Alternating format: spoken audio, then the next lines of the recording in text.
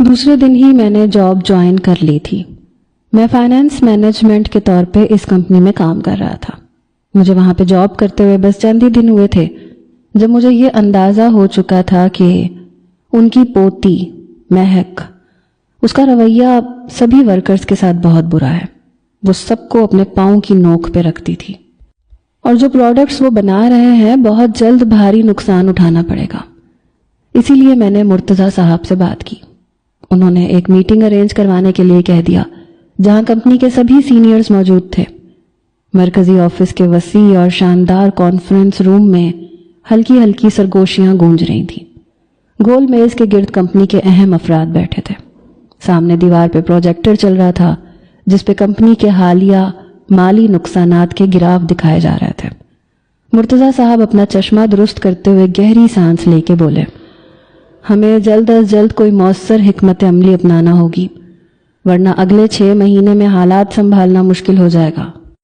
مہک اپنی مخصوص مغرورانہ مسکراہٹ کے ساتھ سیدھی ہو کے بیٹھی۔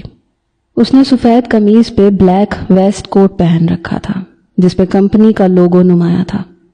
دادا جی، وہ نرم لیکن غرور بھرے لہجے میں بولی، آپ فکر نہ کریں، میں نے ایک پلان تیار کر لیا ہے۔ ہمیں کسی نئے یا نا تجربے کار مشیر کی ضرورت نہیں ہے۔ ہم اپنی پرانی مارکیٹنگ اسٹریٹجی کو ہی ری ویمپ کر کے سب سنبھال لیں گے۔ اس نے میری طرف دیکھ کر یہ بات کہی تھی۔ میں جو ابھی تک خاموش بیٹھا تھا آہستہ سے جھکا اور اجازت لے کے بولا، اگر اجازت دیں تو میں کچھ عرض کرنا چاہوں گا۔ مہک نے طنزیہ انداز میں ایک نظر مجھے دیکھا، جیسے کہنے والی ہو کہ یہ نو وارد اب ہمیں سکھائے گا۔ مرتضیٰ صاحب نے سر ہلایا، ہاں عزیز کہو، کھل کے بات کرو۔ میں نے بڑی سنجیدگی سے بات شروع کی۔ سر، میرا تجزیہ کہتا ہے کہ آپ کی کمپنی کی بنیادی پرابلم پروڈکٹ ڈائیورسیفیکیشن کی کمی ہے۔ ہم ایک ہی طرز کی سروسز پہ انحصار کر رہے ہیں جبکہ مارکیٹ کی ڈیمانڈز بدل چکی ہیں۔ اگر ہم فوری طور پر اپنی سروسز کو نئے شعبوں، خاص طور پہ ڈیجیٹل مارکیٹنگ اور ای کامرس کنسلٹیشن کی طرف نہ لے کر گئے تو نہ صرف پرانے کلائنٹس چھن جائیں گے بلکہ نئے کلائنٹس کی امید بھی ختم ہو جائے گی۔